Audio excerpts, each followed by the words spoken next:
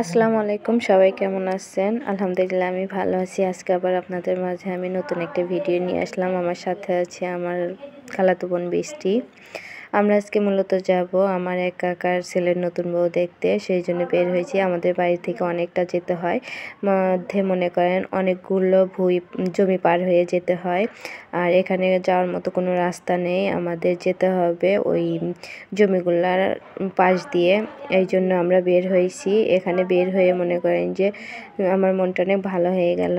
এই দেখেন আমরা এই যে জমির পাশ দিয়ে যাচ্ছি, আর এদিকে এক ভাইয়া, আমাদেরই চাচাতো ভাইয়া, উনি এখানে পেঁয়াজ লাগাচ্ছে।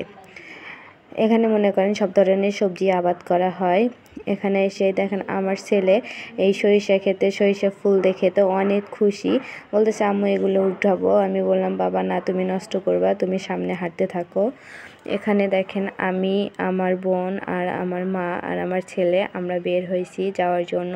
এই দেখেন কীরকম চিকন রাস্তা দিয়ে আমাদের যেতে হবে। আর এই দেখেন চতুর্পাশে জমি আর জমি, জমিগুলোতে কিন্তু সব ধরনের ফসল। এই যে পাশের জমিটা, যে জমির পাশ দিয়ে আমরা হেঁটে যাচ্ছি, এদিকে কিন্তু ভুট্টা ক্ষেত।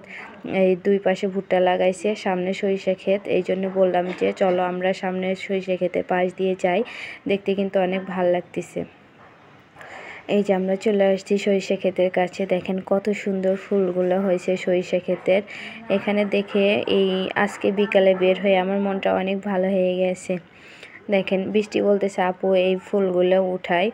বললাম কি করবো, কয় এই সরিষার ফুলের বড়া খেতে অনেক ভালো লাগে। আমি আবার বলতেছি যে অল্প উঠায়ও, বেশি উঠায়ও না। ও আবার বলতেছে কয়েকটা উঠায় আমরা বড়া বানিয়ে খাবো। আর এখানে এসে দেখেন এই যে পেঁয়াজের ফুল, এই পেঁয়াজের ফুল কিন্তু সবজিতে রান্না করে খেলে কিন্তু অনেক, ভাজি করলে অনেক ভালো লাগে। ওই যে পাশে যে পেঁয়াজ লাগাচ্ছে ওই ভাইয়াদেরই এইগুলো, সেই জন্য ভাইয়াকে বলে আমরা কয়েকটা পেঁয়াজের ফুল নিলাম। বলতেছে আচ্ছা ঠিক আছে নিয়ে যাও। আর এই যেগুলো দেখছেন এগুলো কিন্তু আলু লাগাইছে। এই আলু শাক খেতেও কিন্তু অনেক ভালো লাগে। এই আলু শাক ভাজি করলে কিন্তু অনেক টেস্ট হয়।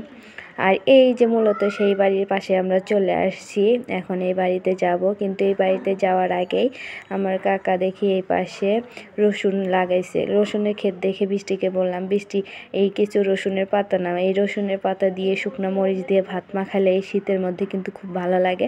এই জন্য ও কিন্তু কয়েকটা রসুনের পাতা নিচ্ছে, সাথে আমার ছেলেও উঠাচ্ছে। আমার ছেলেকে বললাম বাবা তুমি এগুলা নষ্ট করবে, তুমি উঠাইতে পারবা না। তারপরেও দুইটা উঠাইছে, উঠাই বলতেছে খালামণি ধরো আমি উঠাইছি। দেখেন উঠে কি খুশি।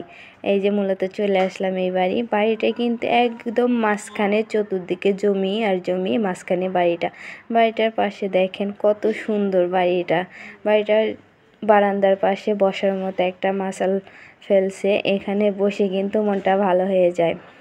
এই বাড়িতে এসে আমার আসলেই খুব ভালো লাগছে। এখন বাড়ির ভিতরে যাব। দেখেন তো বাড়ির সামনে দিয়েও কিন্তু অনেক জায়গা। এরপরে আমরা সবাই মিলে বাড়ির ভিতরে ঢুকবো। আস্তে আস্তে ঢুকতেছি আর দেখতেছি বাড়িটা দেখতে অনেক সুন্দর। বাড়ির আশেপাশে এই যে দেখেন পেঁপে, কত সুন্দর একদম পেঁপে ধরে আছে গাছের নিচ থেকে। আর পেঁপেগুলো মনে হয় অনেক মিষ্টি লাগবে। আর এই যে বের হলো উনি হচ্ছে আমার কাকা, ওনার ছেলের বউকে দেখতে আসছি। আর এটা হচ্ছে বড়ই গাছ। আর দেখেন এই লাউ গাছে কত সুন্দর লাউ শাক। এই যে আমরা বাড়ির ভিতর চলে আসলাম, নতুন বউ রান্না করতেছে। আমরা এখানে এসে দেখি বাড়ির ভিতর মাটির চুলাতে নতুন বউ রান্না করতেছে। উনি মাছ দিয়ে রান্না করবে। আজকে ভিডিও এই পর্যন্ত, সবাই ভালো থাকবেন, আল্লাহ হাফেজ।